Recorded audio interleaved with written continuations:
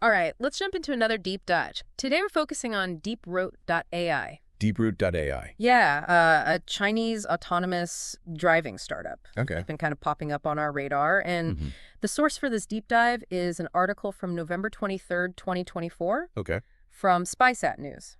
Interesting. And if you don't know SpySat News, it's a pretty cool website. Yeah. They track GPS data Oh, right. and kind of report on all things location technology. I see. So what they're reporting on is Deeproute AI just got a massive funding, around $100 million. Wow. And their goal is to deploy their tech in 200,000 vehicles by 2025. 2025. That's... Yeah, so that's super ambitious. Yeah, 200,000 vehicles is a huge number. Right. To put it in perspective, some of the biggest ride-hailing companies in the world have fleets around that size. Yeah. I mean, for a startup to aim for that scale, especially in such a competitive market, it's All right, exactly. incredibly ambitious. It's not like they're coming into an empty space, right? Mm. This market is already dominated by big players like Didi Chuxing and Meituan Dianping. These are like the go-to for urban transportation in China. Yeah, exactly. And Deeproute AI's CEO seems really confident that they can even outmaneuver Tesla. Outmaneuver. Yeah, China and Europe. Wow. That's a bold statement. Yeah. Especially given how globally present Tesla is. Yeah. And their already established technology. So it seems Deeproute AI thinks they have a pretty significant edge. Yeah. Maybe in their approach to autonomous driving. Okay. Or how well they understand the Chinese market-specific needs. Yeah, that's a good point. I mean, understanding the local market can be a huge advantage. For sure. Especially somewhere as dynamic as China. Yeah. So the article also has some comments from readers. Oh, interesting. And one commenter, Eric Hoffman. Eric Kaufman. He seems really excited about the technology. Oh, cool. And, you know, the potential benefits for commuters. Makes sense. He thinks it could revolutionize how people get around. Yeah. Make transportation more efficient and accessible. Right. So, I mean, that's pretty optimistic, right? Yeah, I think Eric's comment really represents a lot of the optimism surrounding this technology. Yeah. People see safer roads, less traffic, Yeah. and just getting around easier. Yeah. Especially for folks who can't drive themselves. Oh, you wow. know? That's a good point. It's exciting. But the article also gets into some potential downsides. Oh, okay. One of the big ones is the impact on employment. Right.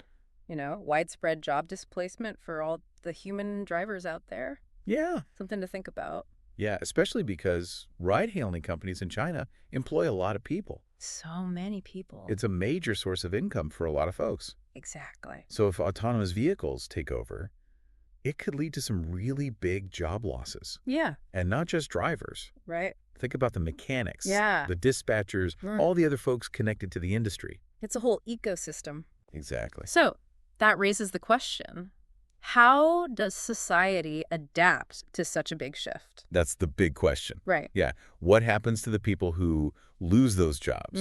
Are there systems in place to help them find new roles? Yeah, these are big questions. It's not just about the tech itself. Right. It's the bigger societal ripple effects. Absolutely. We need to think about the economic and social consequences. Yeah. And how to make sure those consequences aren't all negative. Yeah. Yeah. Yeah, absolutely. And the article brings up another interesting potential downside. Okay.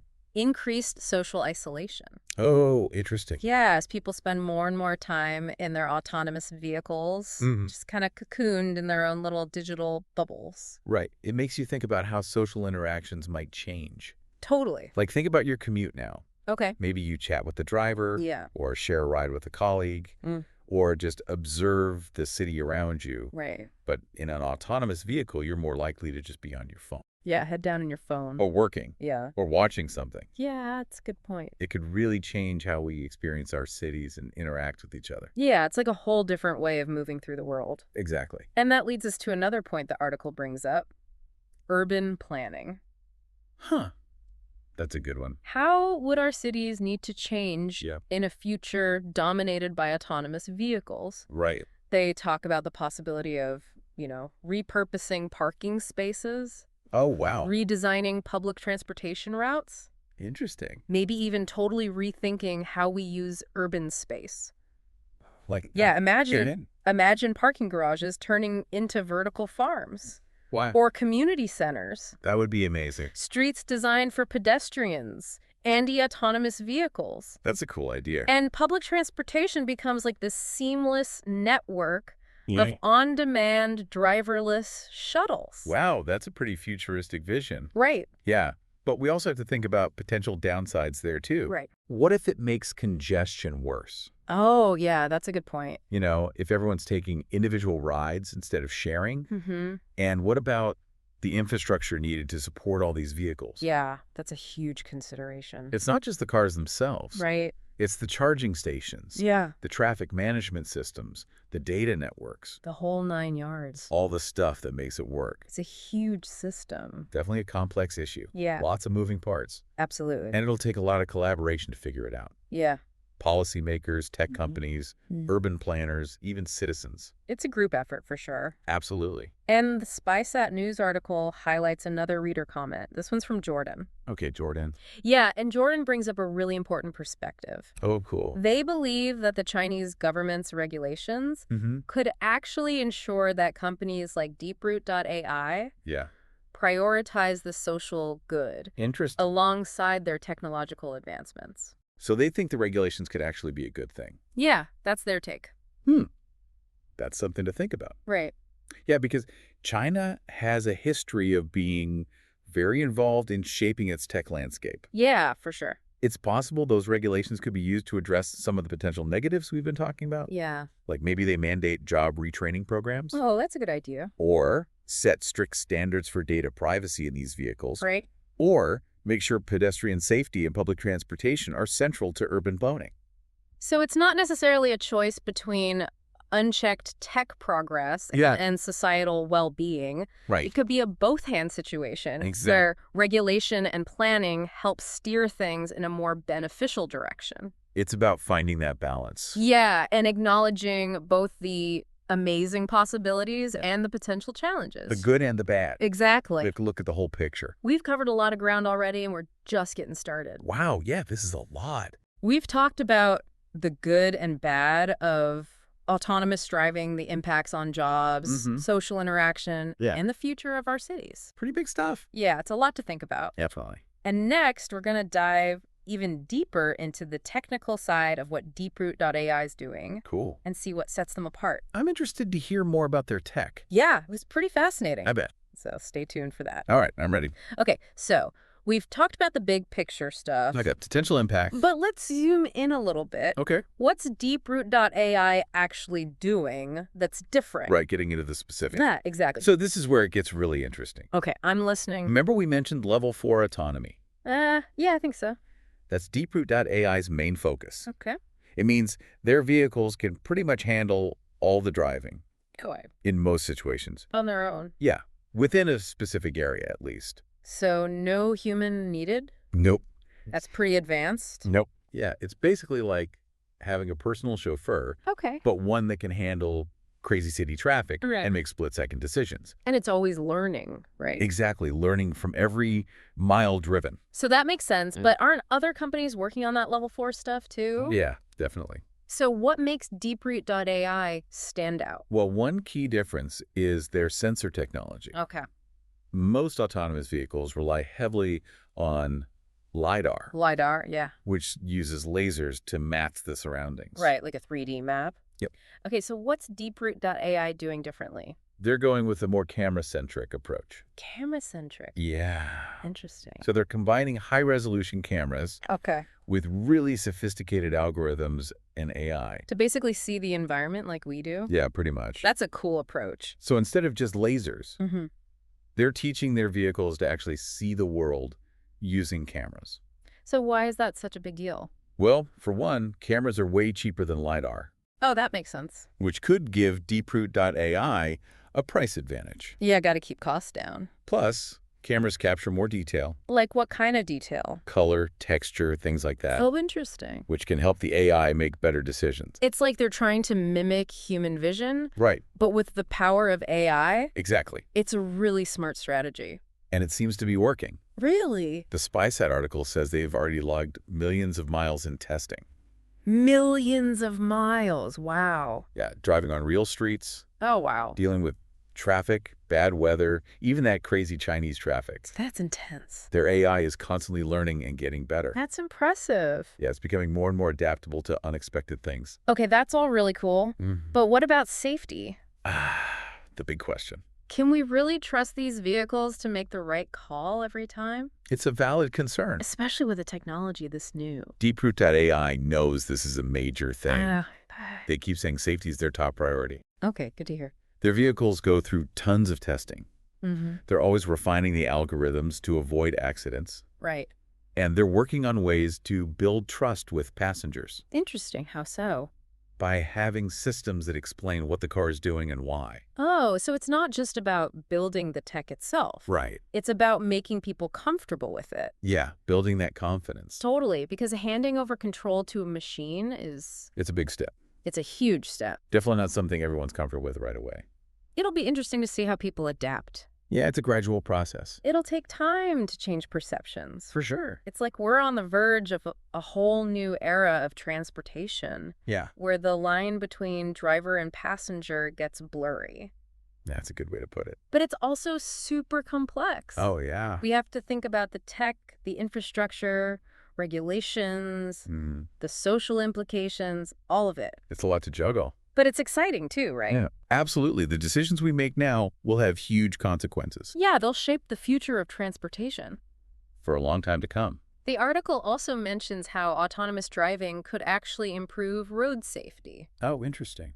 They have some stats showing that human error causes most accidents. Yeah, that's a big factor. So the thinking is that machines could eliminate a lot of that risk. That's the idea. Because they don't get tired or distracted. They don't drive drunk. Exactly. They're constantly alert and reacting faster than humans. Okay, but how do we know the algorithms are making good decisions? That's the big question. Right. What if there's a glitch or the AI encounters something it's never seen before? That's why companies like Deeproute AI are building in redundancy. Redundancy, okay. Yeah, so their vehicles have multiple sensors. Okay. Backup power and fail-safe mechanisms. So if something goes wrong... There's a backup plan. Okay, that's reassuring. But even with all that, there's always some risk. Right, just like with anything. It's about making it demonstrably safer than human driving. Yeah, and always striving for improvement. Exactly. The article also talks about accessibility. Oh, right. How self-driving cars could help people who can't drive themselves. Yeah, that's a huge potential benefit. Like the elderly, people with disabilities, people in areas without good public transportation. It could be life-changing for a lot of people. Imagine a world where anyone can get around easily and affordably. It would be amazing. But that raises some questions too. Like what? How do we make sure this technology is accessible to everyone? Right, not just the wealthy. And how do we design cities that work for everyone? Yeah, cities that are inclusive and accommodate everyone's needs. These are all things we need to figure out. Absolutely. It's not just about the tech. It's about the values behind it. Right, and the choices we make about how to use it. Okay, so we've explored the tech side, the safety considerations, the accessibility angle. It's a lot to consider. But there's one more crucial piece. Was that the social and ethical implications. Oh, right. Because with any big tech shift, there are always ethical dilemmas. And societal questions. For example, how do we program these vehicles to make ethical choices? That's a tough one. What happens if it has to choose between two bad outcomes? Oh, like the classic trolley problem. Yeah, exactly. That's something philosophers and computer scientists are still debating. There are no easy answers. Nope. Ultimately, society has to decide what values we want to build into these systems. It's like we're not just building cars. Yeah. We're building a whole new set of rules for the digital age. That's a great way to put it. And those rules will have to change as the tech advances. And as we learn more about the impacts. Exactly. So we've covered a ton of ground today. Yeah, from the nitty-gritty detail. To see the bigger picture stuff. We've seen the potential for revolutionizing transportation. Making it safer, more efficient, more accessible. But there are definitely challenges and questions we need to address. And do it thoughtfully and proactively. Absolutely. As Deeproute AI gets ready to launch all those vehicles. 200,000 of them. The whole world is watching. To see how they handle this. It's a big test. It's a big test for autonomous driving in general. This is bigger than just one company or one country. It's a global conversation we all need to be part of. Okay, to wrap things up, let's go back to that comment from Jordan. Jordan, right. Who was optimistic about government regulation. Jordan seemed to think that regulations could push companies like Deeproute AI to really focus on benefiting society. Yeah. Not just the tech side of things. What do you think about that? I think it's a really important point to consider. I mean, China's government has been pretty hands-on with their tech industry. Right. And regulations could definitely help address some of the potential downsides we've talked about. Like what kind of things? Well, for starters, think about job retraining programs for folks who might lose their driving jobs. Oh, yeah. Making sure those people aren't left behind. Then there's data privacy in these vehicles. Yeah, that's a big one. Strict regulations could protect people's information. Okay. And urban planning could be key, too. How so? Making sure cities are designed with pedestrians and cyclists in mind. Right. Not just prioritizing self-driving cars. So it's not a question of progress versus well-being. Exactly. It's about finding that middle ground. Finding that balance. Where regulations can guide things in a positive direction. Right. And honestly, this isn't just a China thing. Yeah, you're right. This is a conversation the whole world needs to be having. As driverless technology keeps advancing. Absolutely. Okay, so to wrap things up, Deeproute AI's rise is a pretty good example of these big questions we're facing. Definitely. We've got this incredible potential for positive change in transportation. Yeah, things could be safer, more efficient, maybe even cheaper. But we have to keep those potential downsides in mind. The risks to jobs, social connections, even our cities themselves. It's about managing this transition carefully. So we can maximize the benefits and minimize the harm. I think that's a great note to end on. We've explored a lot today, but I think we've raised more questions than we've answered. That's how it usually goes with these deep dives. But that's okay, because ultimately we're all shipping this future together. And these conversations are essential for making sure it's the future we want. Couldn't agree more. So as a final thought for everyone listening, let's circle back to Jordan's comment. About regulation. Yeah. Do you share their optimism that regulations can make sure these advancements benefit everyone? It's something to think about as you keep learning and exploring this stuff. Because this technology is constantly changing. And the choices we make now will have a huge impact on the future. Well said. Keep diving deep, everyone.